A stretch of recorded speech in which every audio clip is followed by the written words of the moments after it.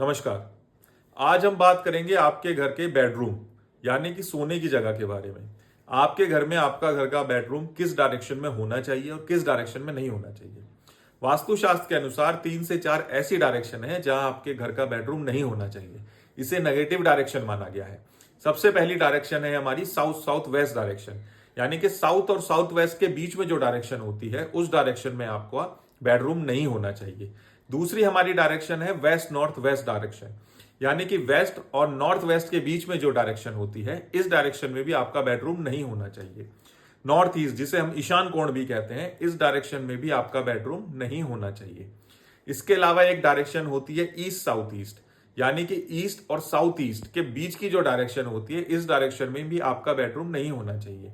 इसके अलावा किसी भी डायरेक्शन में अगर आपका बेडरूम है तो वो अच्छा ही माना जाता है। डिपेंड करता है कि आप क्या काम करते हैं अपनी लाइफ में।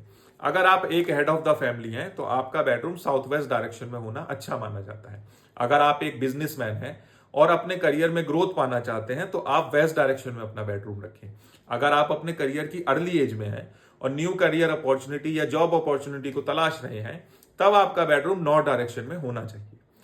अगर आप एक ऐसे कार्य से जुड़े हुए हैं जहां आपको पब्लिक गैदरिंग या पब्लिक कनेक्शन चाहिए होते हैं या आप नेटवर्किंग या मार्केटिंग में काम करते हैं तब आपका बेडरूम ईस्ट डायरेक्शन में अच्छा माना जाता है। अगर आप किसी ऐसी इंडस्ट्री से जुड़े हुए हैं जहां आपको बहुत ज्यादा फेम चाहिए तो ऐसी ऐसी सिचुएशन में आपको अपना बेडरूम साउथ डायरेक्शन में रखना चाहिए।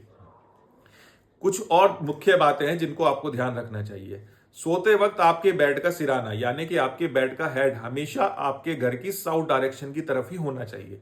अगर आप अपने घर के सेंटर में खड़े होकर देखें कि आपकी साउथ डायरेक्शन किधर है, उधर ही आपको अपने बेड का हेड रखना चाहिए। एक और बात आपको जरूर ध्यान रखनी चाहिए कि सोते वक्त एटलीस्ट आपके सिर के ऊपर कोई भी बीम या पिलर ना हो। इन छोटी छोटी चीजों का ध्यान रखते हुए आप अपने जीवन को और भी सुंदर बना सकते हैं और स्वस्थ रह सकते हैं। धन्यवाद।